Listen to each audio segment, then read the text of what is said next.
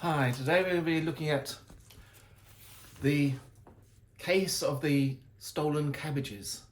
Now, I've got this out of a newspaper called the Morning Chronicle, the 5th of November 1822, a police report.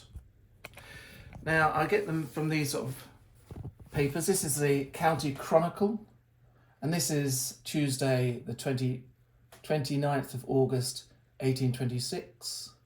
As you can see, there's different things like about the turnpike, Cheshunt Turnpike, and notice is hereby given that a general annual meeting of trustees will be held at the Bull Inn in Hoddesdon in the county of Hereford.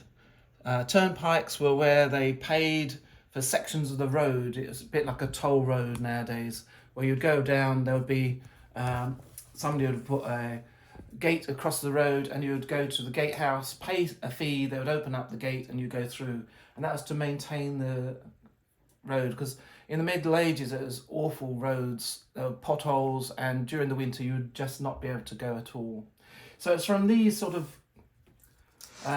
papers I've got the following report. So it is the Morning Chronicle, 5th of November 1822, so that's only 7 years after the Napoleonic defeat at Waterloo, and it would have been in the reign of George IV. Right. Union Hall. Yesterday, a tailor named Glover and his boy were brought before H.J. Chambers, Esquire, charged with having stolen a quantity of cabbages out of a garden belonging to Mr. Irvine of Cold Harbour Lane, Walsworth. Mr. Irvine's man stated that on Sunday morning, about 7 o'clock, he observed the tailor and his boy hard at work in his master's garden, pulling up cabbages by the roots. On being discovered, both the defendants walked off immediately and were followed by the witness, who accused them of stealing the cabbages. Glover assured him that they had only taken a few sprouts, which lay in a heap together, and that he had not gone there for the purpose of committing any depredation. However, upon looking into the bag the boy carried, the witness saw a quantity of his master's cabbages, which he was positive were the ones pulled up by the prisoners. The magistrate called on the tailor for his defence.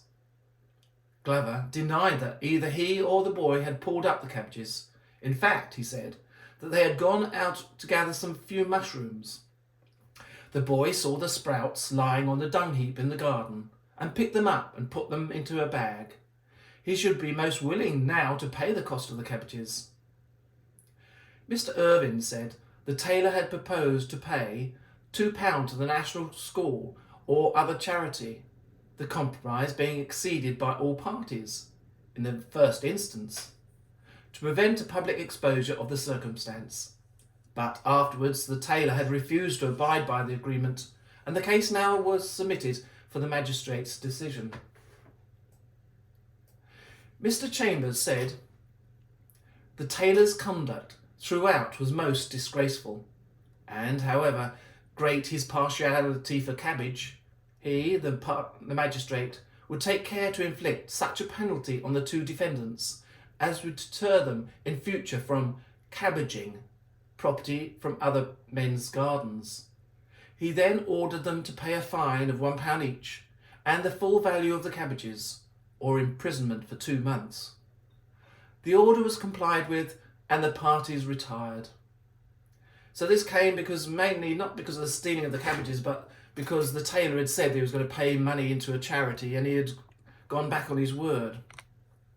So that gives you an insight, a little glimpse into a daily life of people in the Gregorian, Georgian or Hanoverian period. So you got like a time travel back into the days. Thank you for watching.